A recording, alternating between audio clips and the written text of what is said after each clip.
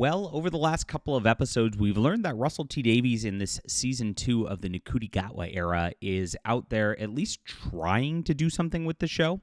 Last season, he went off in a direction that really nobody wanted.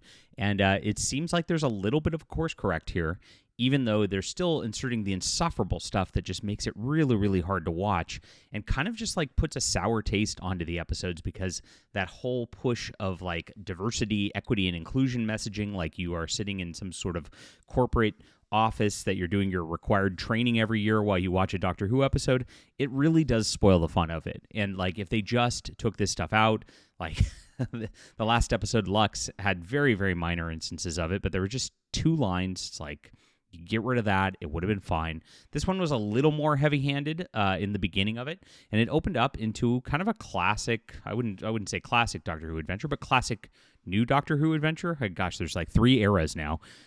There's the classic, there's the new classic, and then there's the new, right? And that's where we're at these days. So I'll parse out the episode and what they did in this episode, The Well, in just a moment. So please hit the like and subscribe button. And I am a professional science fiction writer, and of course I analyze all of these from a professional science fiction perspective when I talk about the Doctor Who episodes. Very interesting stuff that you won't get anywhere else, and I appreciate you guys being here. I would love for you to check out my work.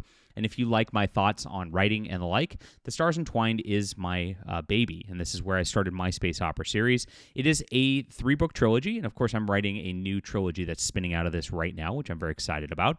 So step into my world here. This is a lot of fun. You'll enjoy it. Like I said, 3 books. You get a beautiful climax that builds so epically through all of this stuff. It's available on ebook, print, and audio in the description below. And thank you guys so much for making us a success in reading. I really appreciate all the Doctor Who fans out there. You're awesome. All right, so interesting stuff. This opens up in the TARDIS, and they're back from their last adventure. Now, Belinda, the Indian girl companion, is no longer just trying to fight the Doctor, and no longer out there going, "Hey, you're bad," like she did in the first episode. She got rid of that really quickly, which thank God, that was insufferable from the first episode. So she's much more fun. She's happy to go on an adventure. They're going 500,000 years in the future or whatever it is, and they're gonna be seeing something, and so she's excited for the adventure. They turn into these costumes magically. They go in one door and out the other. It's a kind of cartoony in nature.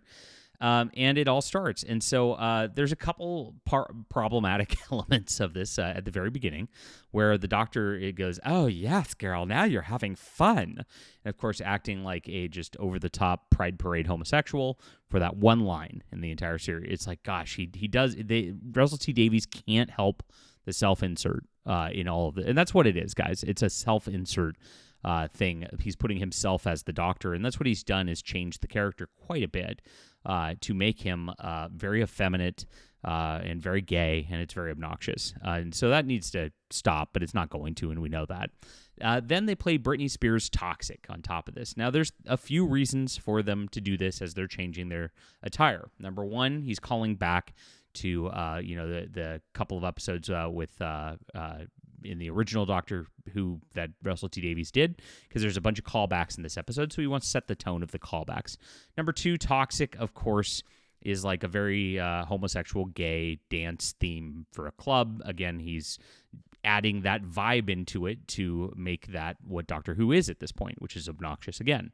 And number 3, of course, like the theme of toxic masculinity is all a part of this, and like getting rid of that is a part of the entire show, which leads into things later in the episode which are painful. And that was the big part of the first episode. Like the Doctor was being toxically masculine. The guy who was Belinda's boyfriend who was demanding she marry him was toxically masculine and an incel, right? And so this is something that they just want to remind you of. And like I said, that like bit in the background doesn't have a lot of impact on the episode. Like, I mean, you could have just not had that in there, and it would have just made things a little less stupid. And it's really interesting because it is the opposite of the tone that is set for the entire episode, which is kind of a dark horror thriller. And this is where it gets back to kind of like the plot basis, which is actually Doctor Who's kind of roots. And like I said, it's a callback. They come back to the planet Midnight, which is season 4, episode 10 of the David Tennant era, or season 3 of David Tennant. I don't know how to even do the seasons anymore. Whatever. You know what I mean. Of the new classic Doctor Who. Yeah, I mean, it's so hard to parse this stuff out. And of course, that was an interesting one where he went to the Diamond Planet. It was crazy and very, very frightening horror elements that Russell T Davies wanted to bring into things, as he saw that Stephen Moffat was getting success by bringing those elements into Doctor Who. So he just kind of did that, and so pretty neat stuff. And so that creature from that episode is like kind of the villain here, and it's interesting. So they descend with this like team of military people in the future. It kind of brings you back to the Stephen Moffat episode last season, where this was Verada Sethu when she was playing a different character who's like her descendant or something like that. And in that one, you had this kind of military-esque vibe to it. And also, this is kind of a bottle episode, and this is not a bottle episode like Star Trek has, where they're just in the ship, right? For a Doctor Who bottle episode, I mean they're just like really in one location for the entire thing. So, with that one, they were stepping on a landmine last year, if you remember that, or like a futuristic landmine, and he couldn't move off of it or it would explode, right? And that created the tension of the episode. In this one, this girl here pictured on the left, she's a deaf girl, of course, for some representation, which I'll get into in just a moment. She can't turn around. If she turns around, there's a creature hidden behind her, and it kills whoever is behind her, basically. So interesting little horror sort of thing right there, and there's a lot of mistrust and all that because of that, where nobody actually believes her at first because of this.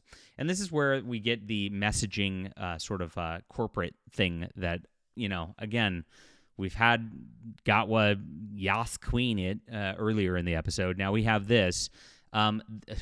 It's so painful. So this girl is, of course, cast as a deaf person because they want to have disabled representation, right? They have the doctor's sign because, they have that. And then they have everybody be prejudiced against the sign language just because they want to show that disabled people are mistreated by those ableists, right? And so it's like, oh, it's so painful. And they actually have a line in here where Belinda is a nurse in as a character in this, and the deaf girl goes, she can't sign, and so the deaf girl goes, oh, you can't sign as a nurse? That's the law. And Belinda actually goes, well, maybe it should be the law where I come from too. It's like this. It really shows how authoritarian these people are, that they want to force you to have to learn sign language to do a job. Things like that are very very much just mask off on the leftism, just how much they would love to just go out there and just force their way onto everybody with all this stuff. And that's exactly what this is. It's forced into the episode, that whole prejudice element where they're mistrusting because they're signing is a forced element that just throws you out of it at the beginning of it. And it's just painful. You're watching this and you're like, oh gosh, they're just going to lecture me this entire episode, just like they threw in the last episode with oh, it's racist in America. They did that. And then, of course, and then the episode before that, Planet of the Incels. It's oh gosh, every episode has to have this in it.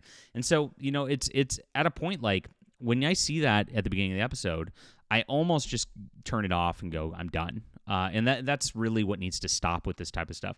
It's already filmed, so none of this stuff's going to stop. They're going to keep putting it in every single episode. It's really, really sad. But that's the bad parts of it.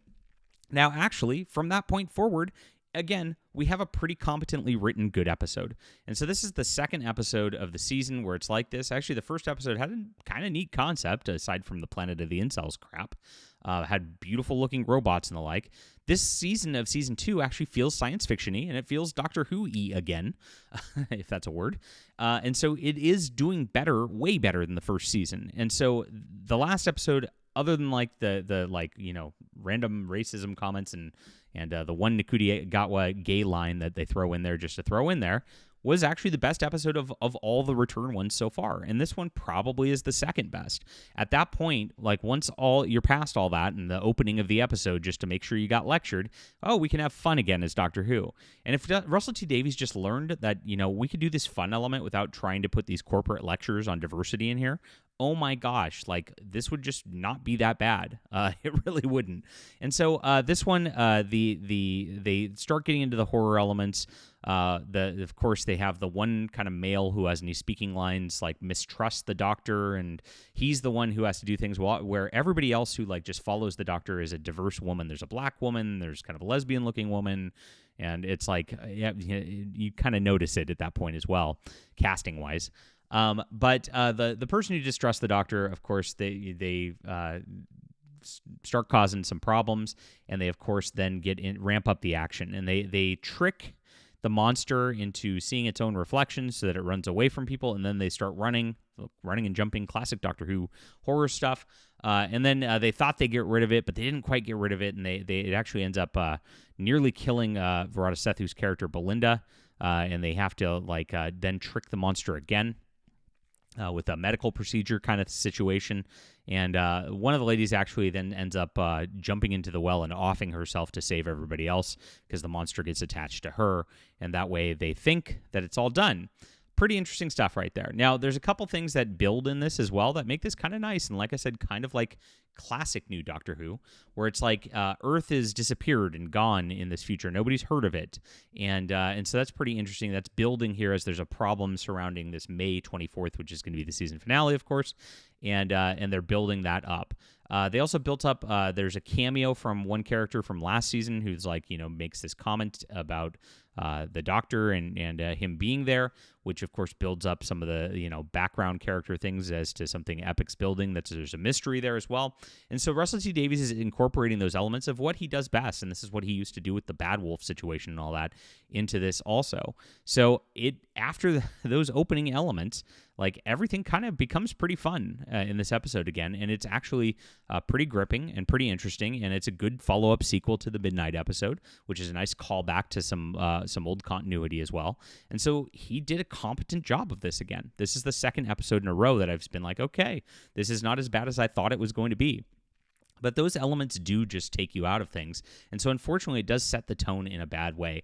And so this one did suffer because of that, and it wasn't quite as good as the last one because there was a lot more of it involved in this. So overall, this was a solid, okay, watchable episode outside of those few moments. I'll give it a 7 out of 10 on the writing scale.